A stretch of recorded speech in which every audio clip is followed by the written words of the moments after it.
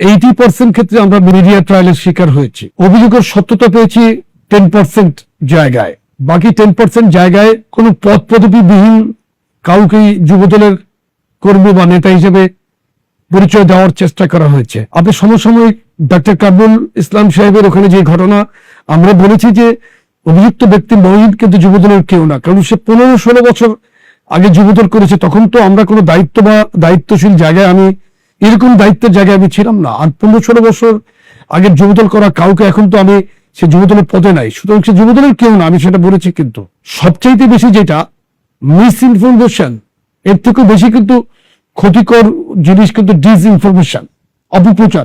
আমরা কিন্তু অপপ্রচারের শিকার হয়েছি। আপনি গতকালকে একটি নিউজ আপনি দেখেছেন কিনা, একটি মাদ্রাসার 6-7 মাস আগের ঘটনা, একটি মাদ্রাসার ছাত্রকে প্রহার করেছে শিক্ষক, সেটা নিয়ে অভিভাবক এসে তাদের সাথে ঝামেলা করেছে, সেটাকেও যুবদল নেতা হিসেবে গতকালকে, এটা 6-7 মাস আগের ঘটনাকে গতকালকে এটা মিডিয়া ট্রায়ালের মাধ্যমে আমাদেরকে অভিযুক্ত করার চেষ্টা করা হয়েছে। আমরা গতকালকে আমাদের জেলা সভাপতি এবং জেলা পরিষদের প্রশাসক ইয়াসিন ফিরদৌস মুরাদ এবং আমাদের সাধারণ সম্পাদক আইয়ুব খানকে আমরা পাঠিয়েছি জেলার, এবং এটা সম্পূর্ণ একটি আমাদের উপর অপপ্রচার। আমরা সেটা বিশদ ব্যাখ্যা দিয়েছি, তারা সাংবাদিক সম্মেলনের মাধ্যমে ব্যাখ্যা দিয়েছে এবং প্রকৃত ঘটনা জানিয়েছে ওখানকার স্থানীয় আলেমদের নিয়ে।